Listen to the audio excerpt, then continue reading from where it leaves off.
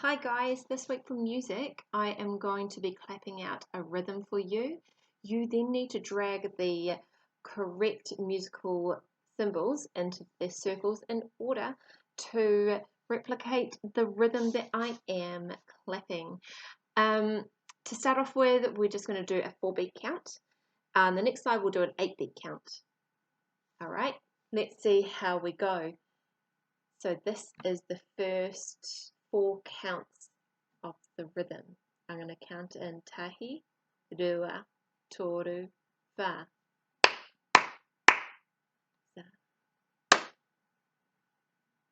Okay, I'm going to do it again. Tahi, rua, toru, wha.